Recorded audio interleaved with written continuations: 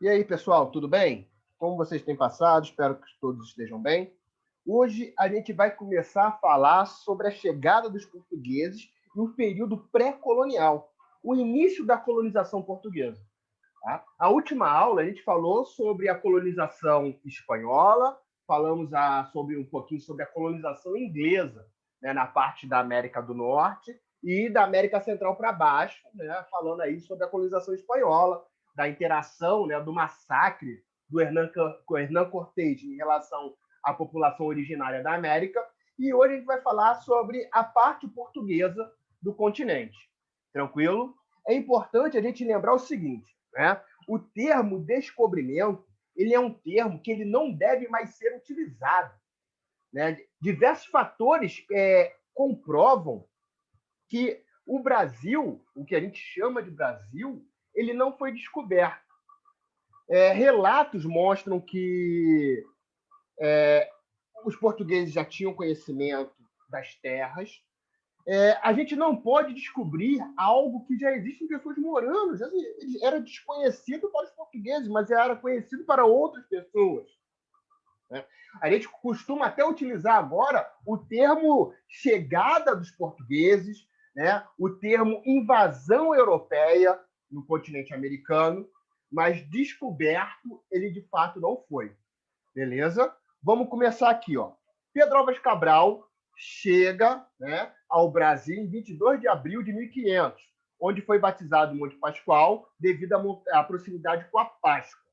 A chegada, entre aspas, aí, dos portugueses ao Brasil é fruto de diversos questionamentos, como, por exemplo, o termo descoberta. Você não descobre algo que já existia aqui.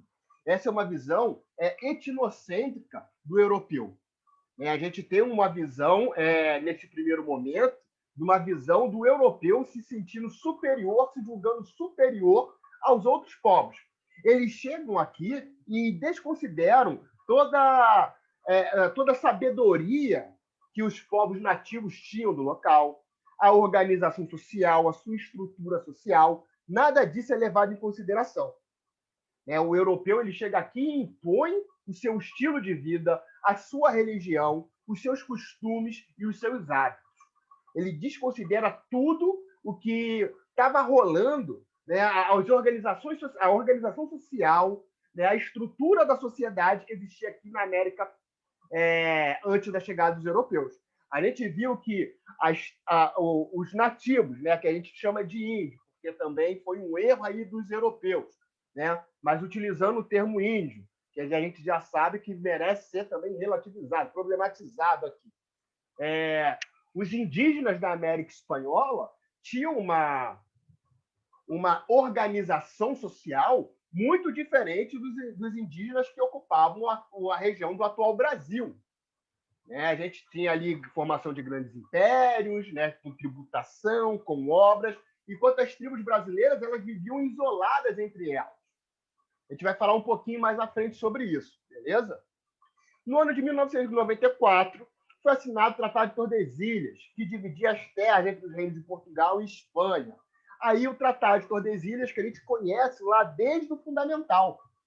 Primeiro foi assinada ali a Bula Intercoeteira, que é essa linha verde aqui, né? A Bula Intercoeteira, que deixava Portugal fora. Ela foi assinada em 1493, que deixava Portugal fora das terras que viriam ser chamadas de América. Então, Portugal ficaria fora dessa porção da terra. Né? E, então, um ano depois é assinado aí o Tratado de Tordesilhas, que chega a linha imaginária a 370 léguas das ilhas de Cabo Verde, fazendo com que Portugal fique com parte do que a gente chama de Brasil. Em teoria, o restante do continente seria todo o território europeu. Obviamente que esse tratado ele vai ser questionado por outras nações que estão aí se lançando na expansão, que estão se unificando, como, por exemplo, a Inglaterra e a França. Inclusive, a França vai visitar diversas vezes o Brasil, o atual Rio de Janeiro, né, na França Antártica, e depois no atual Maranhão, são as invasões francesas. Os holandeses vão invadir o Brasil, os ingleses vão ocupar parte do território do norte, né, da América do Norte, Então, obviamente que o Tratado de Tordesilhas ele vai começar a ser questionado por outras nações. Tranquilo? Em 26 de abril foi realizada a primeira missa no Brasil, em Porto Seguro, demonstrando a fé católica portuguesa. No contexto em que a gente tem aqui a reforma protestante, que a gente já estudou no passado, né, a reforma e contra-reforma, o Portugal, um país católico, está perdendo diversos fiéis para o protestantismo. Então, um dos motivos que vai levar mais à frente os portugueses a investirem aqui na colonização, né, é o aumento do número de fiéis ao catolicismo. A gente vai ver que o Brasil, que Pedro Álvares Cabral ele chega aqui em 1500, mas a ocupação efetiva do território começa só a partir de 1530. Ou seja, as terras que Portugal toma posse, de 1500 e 1530, ficam basicamente abandonadas. Abandonadas por quê? Porque o comércio de especiarias que provenientes da Índia, né, que ali tem especiarias do Oriente e as vindas da China, e as especiarias da Índia, era muito mais lucrativo para a coroa portuguesa do que explorar essas terras novas aqui. Um dos documentos fundamentais para compreender o interesse dos portugueses no Brasil é a Carta de Pero Vaz de Caminha, endereçada ao rei de Portugal, Dom Manuel, alega: não podemos ver se há ouro, nem prata, nem coisa alguma de metal ou ferro, e nem vimos. A frase mostra que os viajantes estavam em busca dos metais. O escrivão ressalta a fertilidade da terra na tentativa de valorizar o achado, alegando que, em tal maneira e graciosa, que querendo aproveitar, dar-se-á nela tudo, por causa das águas que tem. Nesse trecho, Caminha afirma a graciosidade da terra, descrevendo o Brasil de modo edênico, aproximando-se de um paraíso. Né? Devido ali muito ao pensamento que estava ali entranhado no europeu, né, no pensamento medieval, se tinha essa ideia da procura do paraíso na Terra. A Índia, né, os lugares longínquos da Europa eram descritos como um paraíso, como um Éden. Daí a ideia de edênico. Né? Tem um livro de historiador chamado Kirkpatrick Sale, né? Agora, na verdade, me falta a memória se é o Todorov ou o Kirkpatrick Sale, que descreve o continente americano como se, segundo o pensamento europeu da época, como uma pera que na sua base é redonda e vai se afinalando e chegando próximo ao céu. Né? A galera tinha essa viagem aí sobre os lugares fantásticos, né? As ideias fantásticas, enfim. A feição deles é serem pardos. Obviamente, ele está descrevendo os índios de maneira avermelhados, de bons rostos e bons narizes, bem feitos, andam nus sem nenhuma cobertura. Não fazem caso de cobrir a mostra suas vergonhas. O fazem com tanta inocência como mostrar o rosto. Assim Caminha descreveu os índios de maneira altamente eurocêntrica, utilizando padrões estéticos da cultura europeia. Veja que está sempre esse olhar etnocêntrico europeu, né? Esse olhar de superioridade do europeu em relação ao outro. Aqui é uma imagem da carta de Pero Vaz de Caminha. Vamos falar sobre os índios, né? Quando os portugueses chegaram ao Brasil, encontraram ao longo da costa brasileira os tupis, também chamados de tupinambás, tá? Do sul de São Paulo em direção ao Nordeste. E abaixo, os guaranis. Comumente, utiliza-se o termo tupi-guarani para designar um tronco linguístico, em virtude das semelhanças linguísticas culturais. Entretanto, esse grupo era subdividido em várias tribos, como os aimorés, carijós, tamoios, entre outros. Mas os índios que não pertenciam a esse grande grupo eram conhecidos indistintamente como tapuias. Então, a gente tem dois grandes grupos indígenas. Né? A gente vai ter aí os tupis e os tapuias.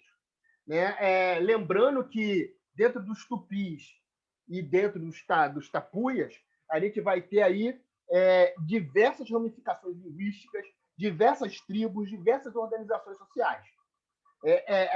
É mais comum a gente achar aqui no Brasil tribos que falavam e utilizavam o tupi, né, e o guarani, que a gente acaba chamando de tupi-guarani. Tá? As tribos brasileiras não apresentava a propriedade privada, de modo que não havia divisão da sociedade em classes, mas sim uma divisão sexual do trabalho. O homem cabia a caça e a defesa contra os inimigos, e a mulher cuidava sobre a casa e a agricultura de subsistência, rudimentar, praticada por poucas tribos. Por que poucas tribos trabalhavam a questão da agricultura? Simples. Lembrando da carta de Pero Vaz de Caminha, que a gente falou, que se quiser, tudo dá. As terras do Brasil são férteis. Os índios, eles consumiam os recursos naturais com muita sabedoria. Dessa forma, os recursos eles não eram esgotados, exauridos. Então, eles sempre tinham coisas para consumir. Daí a não necessidade de se fazer agricultura. Outro olhar errôneo, né, um erro grave que a gente tem aí em relação, por exemplo, à mão de obra escravizada, é falar que o índio ele é preguiçoso. Não, cara, isso está muito errado. O índio ele não era preguiçoso. O índio ele não tinha necessidade de praticar agricultura, porque o cara ele sabe consumir, ele sabe cuidar. Né? Então, ele, aproveitando os recursos naturais da terra, ele não precisava se esforçar para ter sempre um alimento. Né? Então, culturalmente, o indígena ele não precisava utilizar a agricultura. Tanto que eu coloquei aqui para vocês que poucas tribos utilizavam. A maior parte desses índios vivia da caça e da coleta de produtos da natureza, uma vez que a abundância de gêneros naturais reduzia a necessidade da agricultura. Entre algumas tribos, existia o ritual de antropofagia, em que devoravam parte de seus oponentes para absorver sua força e coragem. Vejam bem, nem todas as tribos praticavam esse ritual antropofágico. A antropofagia era justamente devorar, né? Entrar em guerra com uma outra tribo. Os guerreiros mais valentes, mais fortes daquela tribo, eles eram mortos, né? E eu comia a carne daquelas pessoas, acreditando que as virtudes dessas pessoas seriam transmitidas a mim. Nem todas as tribos praticavam a antropofagia, mas esse ritual, né, ele chocou os portugueses, assim como a falta de vestimento dos indígenas no Brasil. Grande parte do conhecimento sobre os indígenas é oriundo de relatos dos portugueses e de estudos antropológicos e de achados em sítios arqueológicos conhecidos como sambaquis, onde foram encontrados objetos e artesanatos. Muitas das criações dos habitantes da época demonstram a beleza e aspecto saudável dos indígenas. Tá? Tem um erro aqui, gente. Aqui eu tenho um mapa dos povos indígenas do Brasil por volta de 1500. Olha só quantas ramificações e quantas tribos existiam aqui no Brasil. Né? Tupi-Guarani, toda essa parte amarela aí, amarela mais escura. Né? Tem um amarelo mais claro aqui, tem esse amarelo mais escuro. Lembrando que dentro do Tupi-Guarani existiam diversas tribos. O G, né, são outras tribos de outras ramificações, né? O Arauquia, Caribe, Cariri, Pano, Tucano, Charrua, entre outros grupos. Então, assim, era muito diversificado a quantidade de tribos que existiam aqui no Brasil. Exploração do pau-brasil. Vamos começar a falar sobre o início, a chegada dos portugueses e o período pré-colonial. O que é o período pré-colonial? É o período que vem antes da colonização. Lá no início, eu falei para vocês o quê? Que a colonização efetiva começa a partir de 1530, apesar dos portugueses terem chegado aqui em 1500. Só a partir de 1530 é que a gente tem o chamado período colonial. Esse ato entre 1500 e 1530 a gente chama de período pré-colonial. Vamos lá. O Brasil ficou em segundo plano para os portugueses, pois as especiarias provenientes da Índia eram mais lucrativas. Eu falei para vocês, né? Pedro Álvares Cabral, ele chega aqui, ele chega no litoral brasileiro, pouco tempo depois ele sai em direção às Índias. Por quê? O comércio de especiarias era muito mais lucrativo para a Europa, para Portugal, melhor falando, do que a exploração dessas terras. Visto que, como Pero Vaz de Caminha descreve lá na sua carta, ele fala que a terra tem muitas riquezas naturais. A princípio, os portugueses não acharam ouro, não acharam prata, o que justificaria, né, uma ação colonizadora mais agressiva e efetiva nesse primeiro momento. Como eles não acharam isso, eles seguiram o seu rumo e continuaram lá com os comércios de especiarias, né, que era altamente lucrativo para a coroa portuguesa. Os 30 primeiros anos após a chegada de Cabral são chamados de período pré-colonial. Alguns fatores contribuíram para esse ato de ocupação portuguesa, como, por exemplo, a crise demográfica portuguesa e os gastos da viagem de exploração. Vamos falar um pouquinho disso. Portugal tinha uma crise demográfica, ou seja, poucas pessoas. E os gastos da viagem de exploração. Colonizar demanda um investimento, demanda a ocupação de terras, e o Brasil ele era distante de Portugal. A gente vai falar mais à frente das capitanias hereditárias que foram adotadas em outras colônias portuguesas e deram certo. E no Brasil não vai dar certo. Não vai dar certo por quê? Por conta da distância, por conta do tamanho da capitania, por conta da falta de dinheiro dos portugueses, né, para investir nas novas terras. Tanto que eles vão, digamos, terceirizar a ocupação. Beleza? Vamos lá. Para reconhecer os possíveis ganhos que o Brasil poderia oferecer, o rei Dom Manuel enviou expedições exploradoras, como a de Gaspar de Lemos e Américo Vespúcio. Em 1501, reconheceu a existência do pau-brasil, madeira avermelhada nativa da Mata Atlântica, muito utilizada na construção de móveis, navios e na extração de um tingido vermelho bastante utilizado na produção de tecidos na Europa. A expedição também realizou o reconhecimento geográfico, batizando as regiões como Cabo de São Tomé e São Vicente. A mão de obra indígena foi utilizada pelo sistema de escambo. Nesse sistema, os indígenas cuidavam do corte e transporte de troncos para as feitorias, armazéns fortificados no litoral. Em troca, recebiam espelhos, colares, facas, machados, serrotes e outros produtos de baixo valor na Europa, reduzindo consideravelmente os gastos com a exploração. A gente falou, quando a gente estava falando ano passado, sobre o Império Africano, que os portugueses iam construindo ao longo da costa africana feitorias, que eram estabelecimentos que mantinham ali relações comerciais com os povos africanos que viviam próximo, um lugar em que os portugueses poderiam parar, reabastecer. E aqui no Brasil também foi criada essas chamadas feitorias. Tá?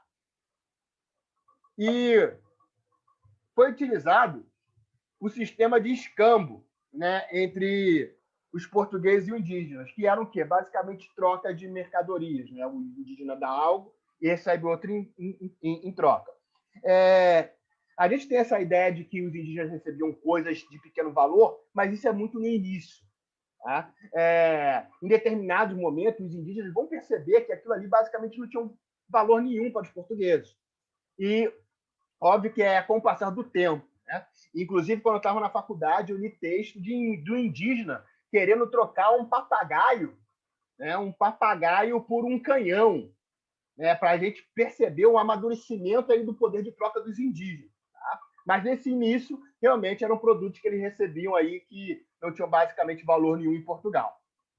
A extração foi iniciada em 1503 por um consórcio de comerciantes liderados pelo Cristão Novo, Fernão de Noronha. Cristão Novo eram aqueles judeus que foram batizados e cristianizados, abandonando ali a sua crença judaica. Tá? Lembrando que a gente está num período de reforma contra reforma, perseguição aos judeus e conversão.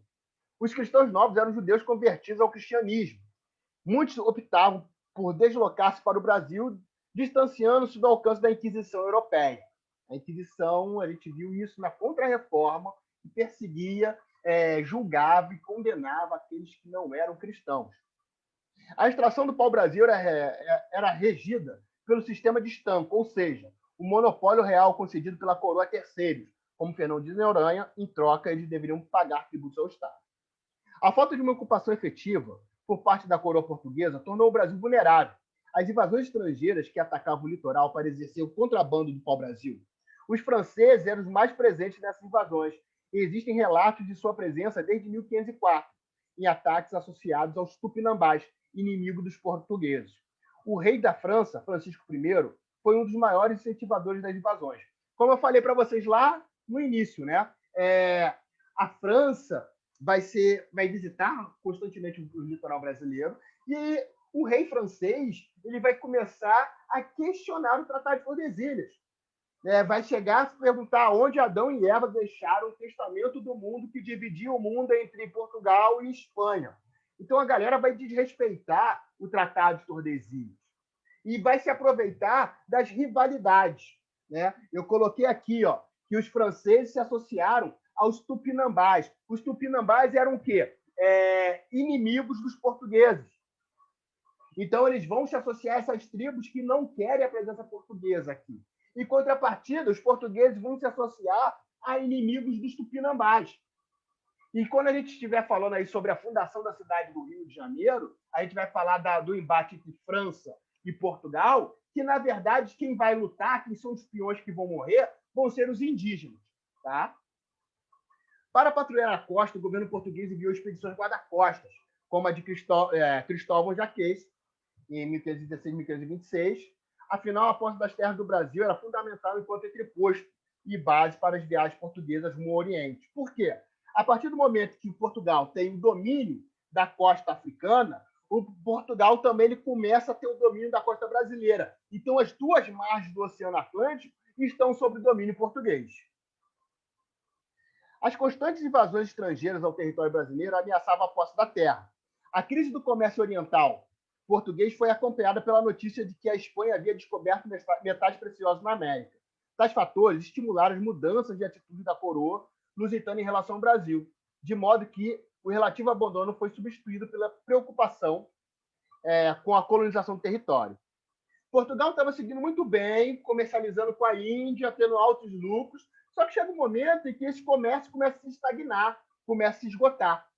Então, os preços dos produtos abaixam, Portugal tem uma escassez de metal precioso, e logo em seguida vem a notícia que a Espanha acha minas de prata e minas de ouro na sua parte do território. Beleza? E sem falar aí da questão das invasões estrangeiras na parte portuguesa. Isso vai fazer com que Portugal se movimente para começar a colonizar aqui o Brasil. Só que a gente vai ver que a coroa portuguesa não tinha grana suficiente para bancar essa colonização. Daí o sistema de capitanias hereditárias que a gente vai começar a falar. Beleza? Vamos lá.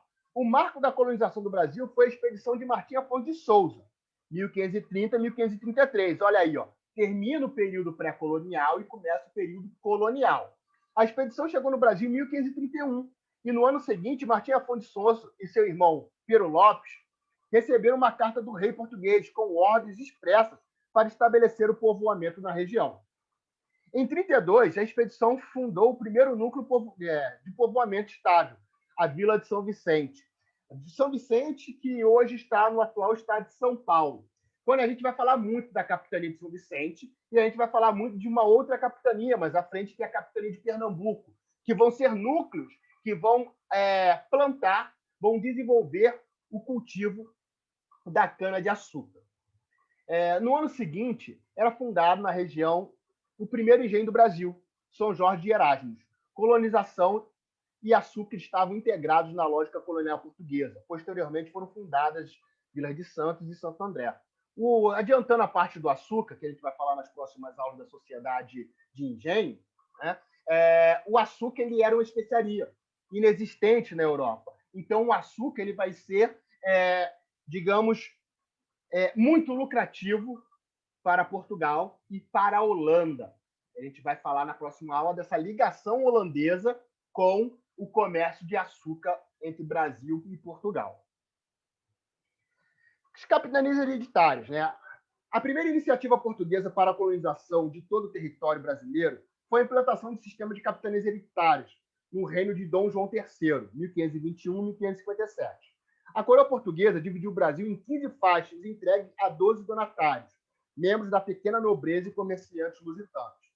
Aqui a gente tem aí as capitanias hereditárias.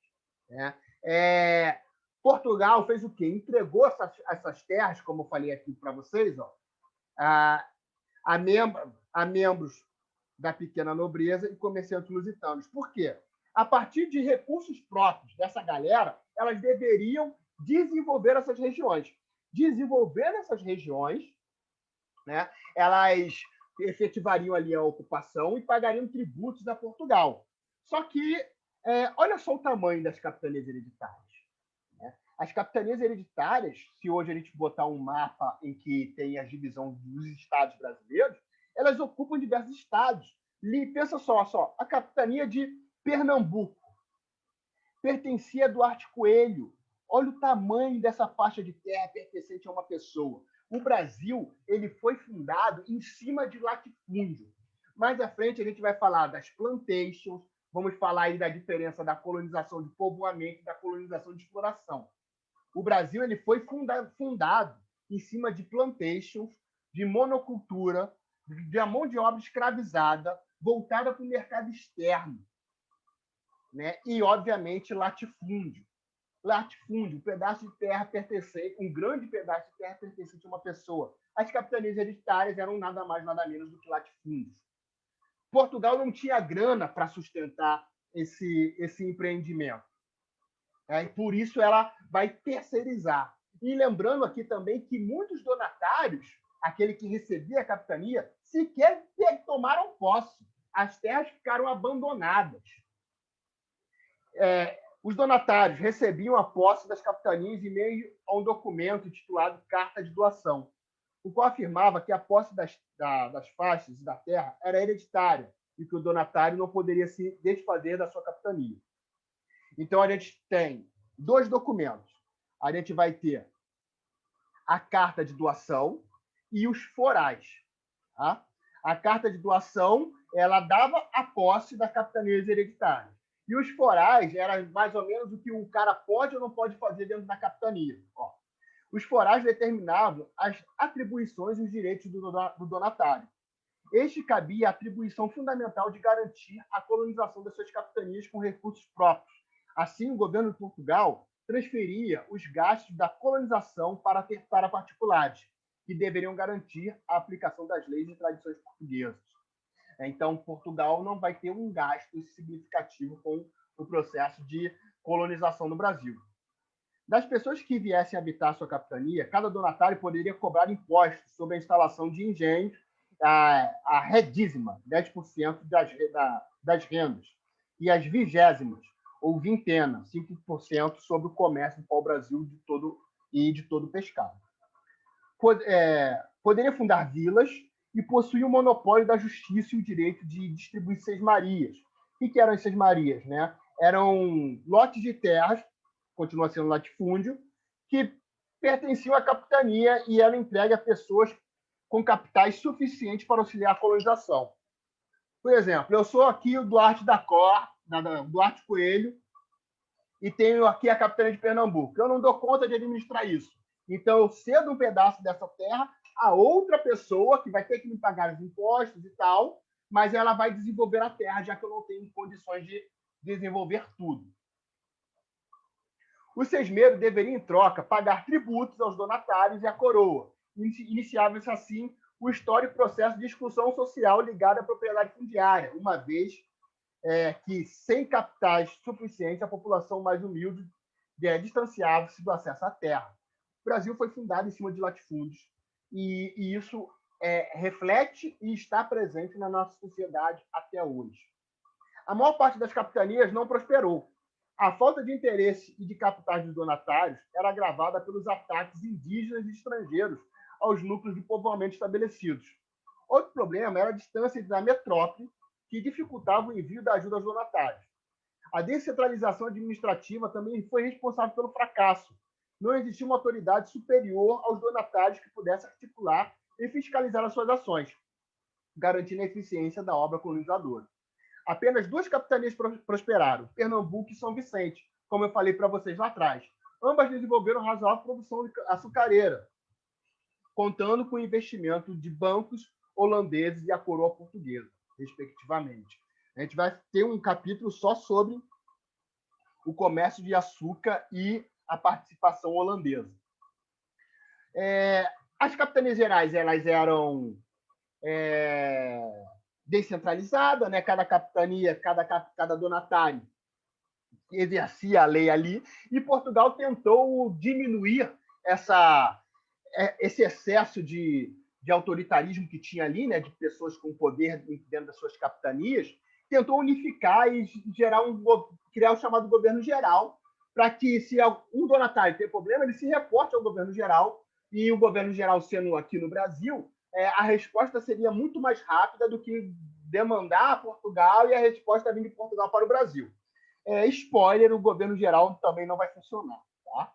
Em 1548, Dom João III criou o governo geral, com base em um documento conhecido como Regimento de 1548, ou Regimento de Tomé de Souza. Esse governo centralizou a administração sobre as capitanias hereditárias, fiscalizando as ações dos donatários, apoiando o combate aos estrangeiros e aos indígenas, implementando a pecuária e os novos engenhos. Deveria ainda fundar cidades e organizar cobranças de impostos. Para auxiliá-los, o governo geral contava com o apoio dos seguintes assessores: provedor-mor, responsável por assuntos econômicos, cobrança de impostos; o ouvidor-mor, responsável pela justiça; capitão-mor, responsável pela defesa; e alcaide-mor, responsável pelas tropas em terra. O primeiro governador-geral foi Tomé de Souza, responsável pela fundação do Bispado de Salvador, comandado pelo bispo Pedro Fernando Sardinha, e da primeira cidade do Brasil, Salvador, capital do governo geral.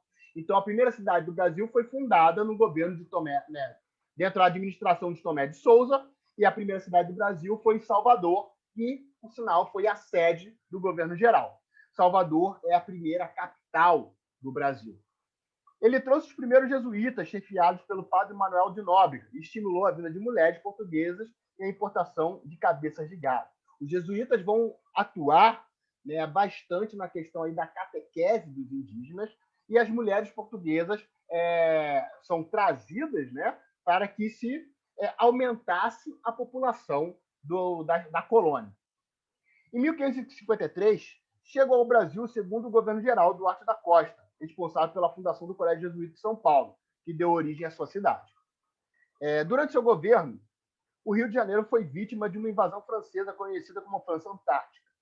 Mas um dos seus acontecimentos mais dramáticos foi o conflito com o bispo Pedro Fernando de Sardinha, devido à incapacidade do governador-geral de evitar a escravização dos indígenas. A igreja era contra a mão de obra escrava indígena. Só que, durante muito tempo, os donatários, os donos das terras, os sesmeiros, enfim, as pessoas que estavam ocupando o Brasil, eles não vão apoiar essa atitude da igreja e vão entrar e vão escravizar indígenas. A gente vai ver, quando a gente estiver falando sobre escravidão, a gente vai ver essa transição da mão de obra escrava indígena para a mão de obra escrava africana. Tá? E dentro do seu governo aí também, de Duarte da Costa, tem a fundação da França Antártica, né, no atual Rio de Janeiro. Desculpa, foi muito. Em 1558, com o objetivo claro de expulsar os franceses, a coroa nomeou Mendes-Sá como novo governador-geral. E seu governo foi fundado por seu sobrinho Estácio de Sá, da cidade de São Sebastião do Rio de Janeiro. E os franceses foram expulsos. A gente pode falar um pouquinho mais sobre a ocupação francesa quando a gente estiver falando da ocupação holandesa, que a gente consegue colocar aí as ocupações estrangeiras no Brasil. Após a morte de Mendes-Sá, o então rei de Portugal enviou Dom Luís de Vasconcelos como seu sucessor, mas este foi atacado e morto por piratas franceses durante a viagem. Tal fato levou Dom Sebastião a dividir o Brasil em 2 governos gerais, para facilitar a gestão das áreas e a defesa contra seus invasores. O governo geral do Norte era comandado por Dom Luís de Brito e possuía a capital em Salvador, e o governo geral do Sul era comandado por Dom Antônio Salame e possuía a capital no Rio de Janeiro. Salema, desculpa, né? Em 1578, os governos gerais foram unificados sob o comando de Dom Lourenço da Veiga. Porém, em 1621, foi novamente dividido em governo do Maranhão, capital em São Luís, e governo do Brasil, capital em Salvador. Aqui a gente tem aí um mapa, né, da divisão aí do governo geral. O primeiro governo geral, né, dividido aqui em Norte e Sul, o Estado do Maranhão e o Estado do Brasil a partir de 1621. Os governadores gerais enfrentavam severas dificuldades com a extensão do território e a resistência de muitos donatários à sua autoridade. O caso mais grave relaciona-se a Duarte Coelho, donatário de Pernambuco, que se recusou a aceitar a autoridade de Tomé de Souza. Mesmo assim, os governos gerais foram capazes de promover o desenvolvimento da experiência colonial portuguesa no Brasil. Muitos governadores gerais, muitos donatários, eles não queriam se reportar ao governo geral, eles se reportavam direto ao rei, direto a Portugal. Tá? O governo geral não vai dar certo por conta dessas atitudes desses donatários e também até por falta de informações e circulações entre as capitanias. Não tinha uma troca de informação entre as capitanias. Isso vai ser muito ruim para a administração colonial. Nesse contexto, a gente começa a falar sobre as câmaras municipais e a figura dos chamados homens bons, que nós vamos falar na sociedade açucareira. Né? Para administrar as vilas e as cidades, a coroa portuguesa criou as chamadas câmaras municipais, que cuidavam da aplicação das leis portuguesas, auxiliavam a cobrança de impostos e regulamentavam as atividades econômicas locais. Era composta por vereadores, escolhidos entre os homens bons das diversas vilas e cidades. A maior destas era formada pelos latifundiários escravocratas, relacionados propriamente à fundiária e à participação política. O comando das câmaras municipais era exercido pelos juízes ordinários, escolhidos pelos homens bons. Então, os homens bons vão ser os verdadeiros caras que vão ter influência dentro da sociedade colonial. A gente vai falar bastante das câmaras municipais, que é uma introdução, e dos homens bons dentro da sociedade de engenho. Beleza, gente? Então, ficamos por aqui, pessoal. Grande abraço, tchau, tchau e até a próxima, pessoal. Tchau, tchau.